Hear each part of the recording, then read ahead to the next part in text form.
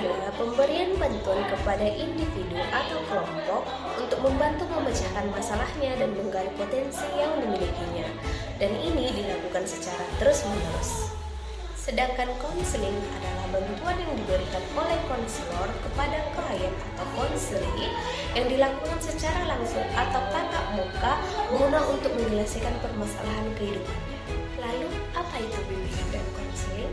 Bimbingan konseling adalah serangkaian kegiatan berupa bantuan yang dilakukan oleh seorang ahli kepada konseli atau klien yang dilakukan secara tatap muka baik secara individu maupun kelompok untuk mengatasi permasalahan yang dialami dan dilakukan secara terus-menerus dan sistematis. Tujuan bimbingan dan konseling adalah membantu peserta didik agar mampu mencapai tujuan perkembangannya meliputi pribadi, sosial, belajar, dan karir. Lalu, apa saja jenis layanan yang ada dalam bimbingan dan konseling? Ada 10 jenis layanan bimbingan dan konseling, yaitu layanan orientasi, layanan informasi, penempatan dan penyaluran, bimbingan belajar, konseling perorangan, bimbingan kelompok, konseling kelompok, mediasi, konsultasi, dan bimbingan dan konseling itu sendiri adalah pemahaman, pencegahan, pengentasan, penyembuhan, pemeliharaan, dan pengembangan. Fungsi menurut Prayitno pada tahun 2009 ada 12 azas bimbingan dan konseling, dan yang paling utama dari semuanya adalah azas kerahasiaan, keterbukaan, kesukarelaan, kekinian, dan kemandirian.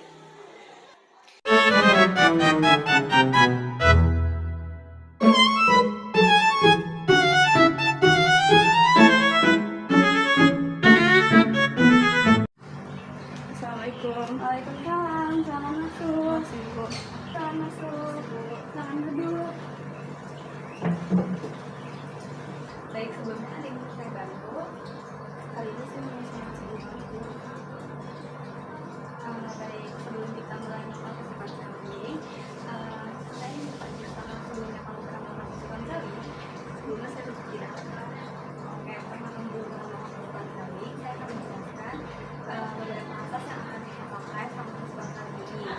Dan saya juga akan mengucapkan juga yang pertama itu ada asas kerahasiaan, informasi atau manajemen informasi atau segala data yang perlu diberikan tidak akan kita sebarluaskan kepada halayak luas. Yang kedua ada asas keterbukaan, di mana kamu mengungkapkan semua masalah dan persoalan kamu dengan jujur dan terbuka, tidak ada yang ditutup-tutup dan kekinian. Kekinian ini di mana perasaan dan masalah kamu ini yang sedang kamu alami hari ini pada saat ini bukan terlampau. Itu adalah asas kesetaraan, di mana kamu datang ke sini untuk bercerita kepada saya. Itu atas kehendak kamu sendiri tanpa paksaan siapapun. Lalu saya akan mengucapkan diri konselor, saya Eka Penti, dan ini saya berjanji bahwa saya siap berkenan dengan dan salam kesehatan segala data atau informasi yang kamu berikan kepada saya, dan segala data yang kamu informasi tersebut tidak akan saya sebarluaskan kepada halayak luas. Sebelumnya saya ucapkan terima kasih karena kamu sudah berada di sini, dan terima kasih juga karena kamu sudah percaya pada saya untuk menjadi teman-teman kamu. Jadi perasaan ini saya hari ini saya sangat sedih. Saya akhirnya ini saya ingin menjelaskan kami sama saya. Saya membutuhkan saya juga sangat sedih. Setelah lulus mulai bekerja, saya masih capek karena saya bekerja dari pagi hingga sore. Waktu SMA saya nggak perlu mikirin kerjaan yang berat. Saya bisa ketemu teman-teman setiap hari, bisa ngobrol, bercanda, dan berada beban besar seperti sekarang. Lingkungan kerja saya juga merasa seperti lingkungan saya waktu SMA dulu. Jadi saya hidup saya waktu itu sangat ringan dan penuh keceriaan. Jadi kamu ingin hidup kamu tuh jadi kamu ingin merasa lebih bebas, lebih santai, dan kamu ingin hidup kamu tuh balance antara kerja dan bermain. Karena kamu ingin mempunyai hubungan sosial yang dekat dan menyenangkan ya. Sekarang kamu sedang bekerja, apa yang kamu inginkan dari hidup kamu, dan apa sih yang menurut kamu tuh membuat kamu merasa lebih bahagia dan lebih seperti masa depan kamu. Saya ingin hidup yang lebih seimbang, punya waktu untuk istirahat dan bersosialisasi dengan teman-teman supaya hal yang positif dan aktif. Baik, sekarang mari kita lihat realitanya. Apa yang sudah kamu lakukan untuk mencapai kehidupan yang kamu inginkan? Saya sudah berusaha bekerja dengan baik, tetapi saya jarang punya peluang. Kadang saya coba untuk menghubungi teman-teman saya, tapi mereka juga sibuk dan jadwalnya nggak sama. Jadi saya merasa kesepian dan kangen suasana waktu SMA dulu. Apa saja hal yang membantu dapat menghalangi kamu untuk mendapatkan kehidupan yang kamu inginkan? Menurut saya, pekerjaan yang padat dan jadwal teman-teman yang berbeda-beda membuat saya sulit untuk bertemu mereka. Dalam prioritas kita fokus pada apa yang bisa kamu kendalikan dan apa yang bisa kamu pilih.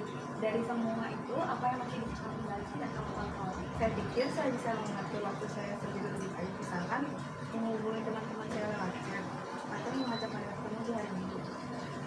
Apakah kamu merasa mampu melakukan itu? Saya rasa saya bisa mulai dari situ. Bagus, selain itu bagaimana dengan pekerjaan kamu? Apakah ada cara untuk mengatur waktu dari mulai dari supaya kamu tidak kelelahan dan kamu bisa melakukan apa yang kamu sukai?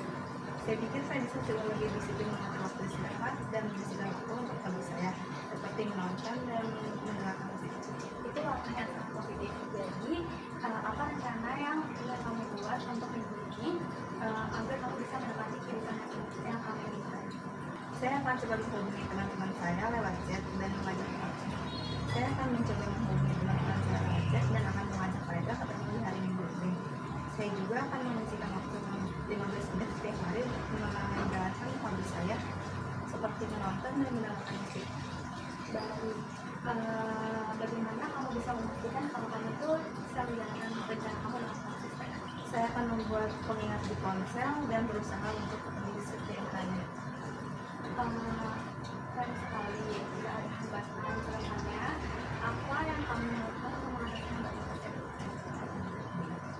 Kalau saya bersama tersebut, saya akan melihat dalam ketika ini untuk kebahagiaan saya sendiri. Apakah kamu siap bertanggung jawab atas rencana ini dan kamu berkomitmen untuk menjalankan rencana ini? Dan saya Baik, kita sudah membuat rencana yang jelas. Kita akan melakukan evaluasi di pertemuan selanjutnya. Bagaimana tentang perkembangannya, lalu apakah ada yang perlu diselesaikan, selain hal ini, apakah ada yang perlu diselesaikan? tidak bisa jadi baik. Terima kasih atas bantuannya, Bu. Sama, ingat kamu punya kendali atas apa yang kamu pilih dan apa tindakanmu. Sampai jumpa di pertemuan selanjutnya.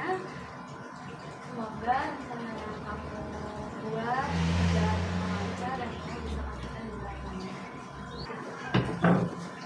Terima kasih Bu. Selanjutnya kalau gitu saya pamit dulu. Sama-sama, hati-hati di jalan. Ya.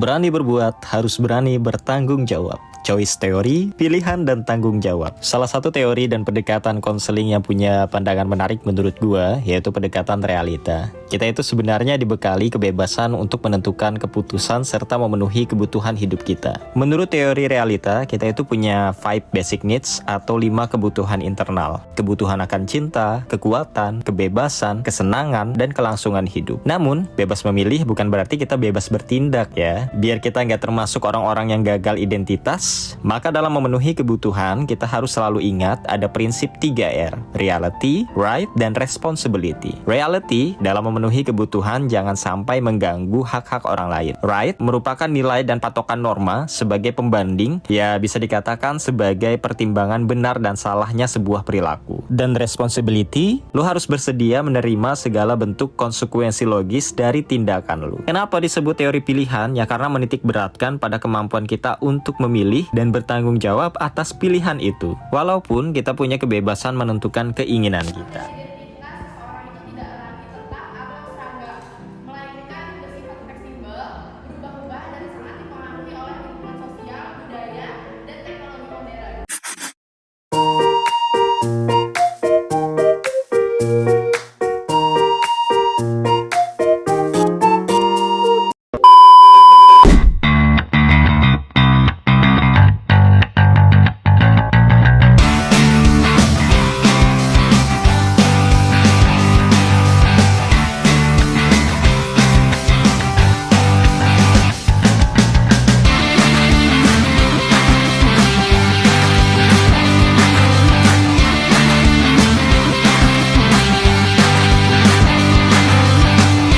Yeah.